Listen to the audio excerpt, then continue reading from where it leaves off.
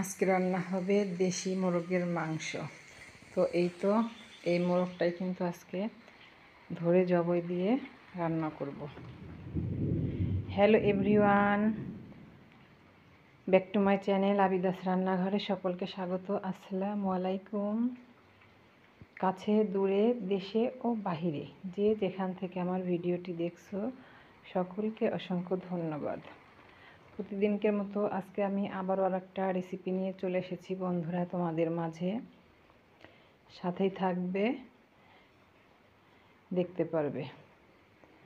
আজকে আমার রেসিপি দেশি মোরগের মাংস কষা। তো চলো বন্ধুরা দেখে নেওয়া যাক কীভাবে আজকে আমি মাংস রান্না করলাম।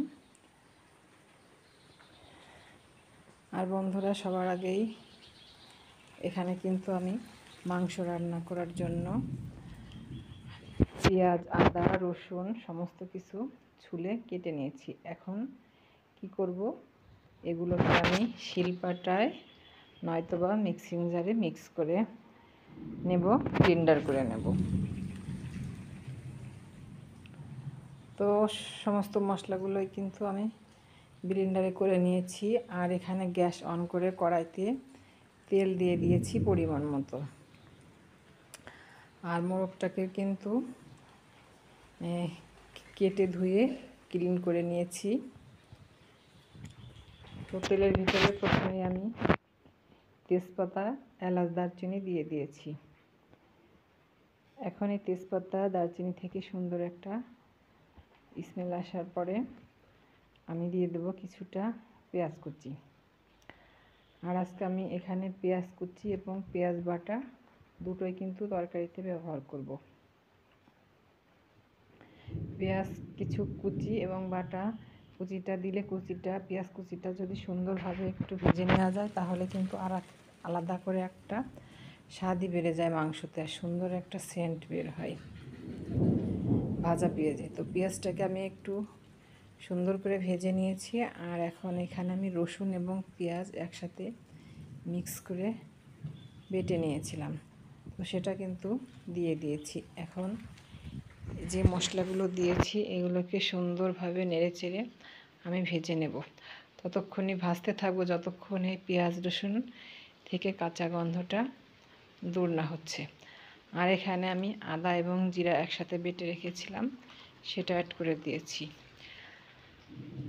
এই মশলাটা দিয়েও সুন্দরভাবে আরও কিছুক্ষণ ভেজে নিতে হবে।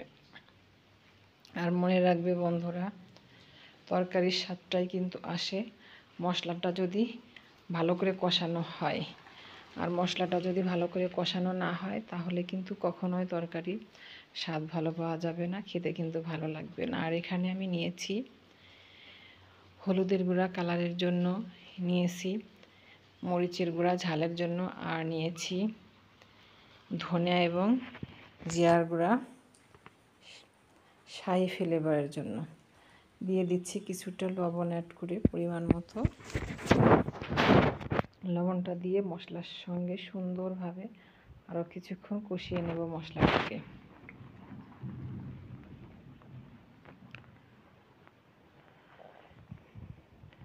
তো মশলাটা কিন্তু আমার অলরেডি কষানো হয়ে গেছে, সুন্দর একটা সেন্ট মশলা থেকে কিন্তু বের হয়ে গিয়েছে।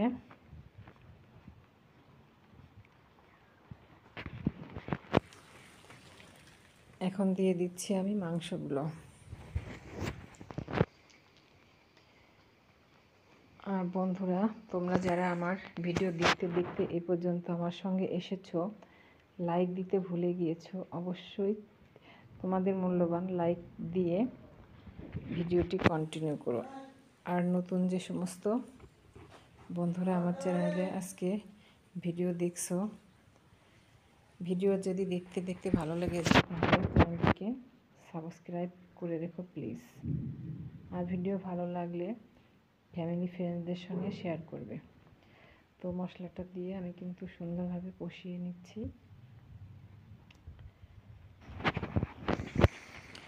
মাংসটা দিয়ে সুন্দর করে কষিয়ে নেব মশলার সঙ্গে।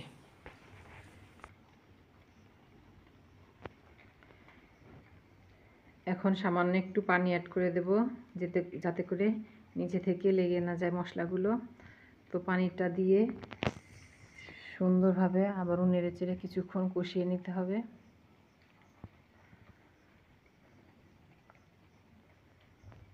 এখন এর ভিতরে আমি 2টা আলু দিব, কারণ হচ্ছে বাসার সকলেই কিন্তু মাংসের ভিতরের আলুটা খুবই পছন্দ করে। তো যখনই রান্না করি তখন 1-2টা আলু দেই, বেশি দেব না। বেশি আলু দিলে কিন্তু আবার তরকারির স্বাদ নষ্ট হয়ে যায়। তো ছোট ছোট 2টা আলু কেটে রেখেছিলাম, আর আলুগুলো আমি চোষা সহকারে দিয়েছি, খোসা সহকারে দিয়েছি, খোসাগুলো ফেলি নাই।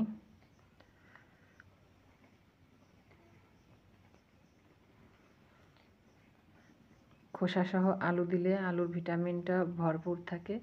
তো আমি মাঝে মধ্যেই কিন্তু যখনই রান্না করি বেশিরভাগ সময় কিন্তু আলুর খোসাটা ছুলে ফেলি না, এভাবেই দিই মাংসের ভিতরে। যখন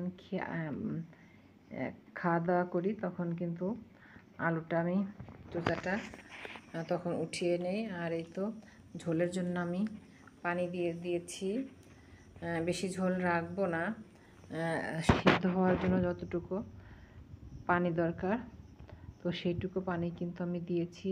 আর কষাতে কষাতেই কিন্তু আমার মাংসগুলো অনেকটাই সিদ্ধ হয়েছে, যেহেতু এই মোরগটা কিন্তু বেশি দিনকার না আর কি, অল্প দিনে কিন্তু মোরগটা খুবই বড় হয়ে গিয়েছিল। তো এই কারণে সিদ্ধ হতেও বেশি টাইম লাগবে না।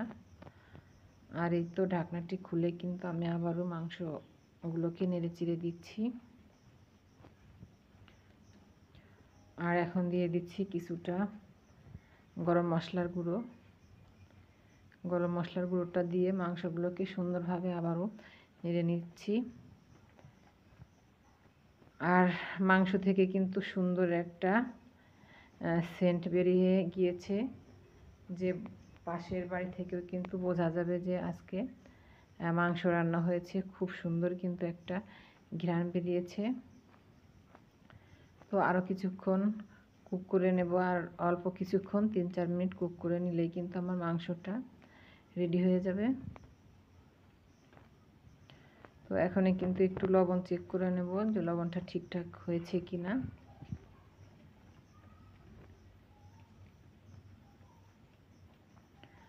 লবণটা দেখে নিয়েছি, ঠিক মতো হয়েছে। তো ঢাকাটা দিয়ে দিয়েছি।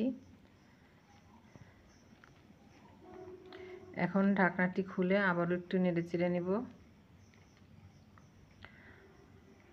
আর মাংসর ঝোল কিন্তু আমার এখন গাঢ় হয়ে গিয়েছে। মাংসটা সুন্দর কুক হয়েছে। আর এই মাংসটা, এই দেশি মুরগির মাংসটা আজকে খেলাম, এতটাই সুন্দর হয়েছিল যে মাংস গালে দিলে মনে হয়েছে যে গরুর মাংসের মতো স্বাদ হয়েছিল। আর ঝোলটাও কিন্তু অনেক সুন্দর হয়েছিল। তো আপনাদের ভাইয়া ঝোলের সঙ্গে বলেছে সে একটু চালের গুঁড়া দিয়ে রুটি করে দিতে।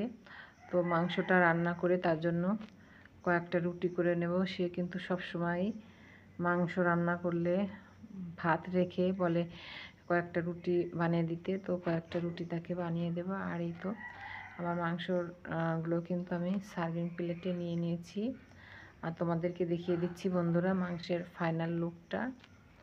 দেখো কতটা সুন্দর হয়েছে। মাংসের পিসগুলো কিন্তু বড় বড়, আর দেখতেও যেমন লোভনীয় হয়েছে, খেতেও মাশাআল্লাহ অনেক বেশি লোভনীয় হয়েছে। তো আজকের মতো ভিডিওটা আমার এই পর্যন্তই। বন্ধুরা তোমরা সবাই ভালো থেকো, সুস্থ থেকো আগামী দিন পর্যন্ত।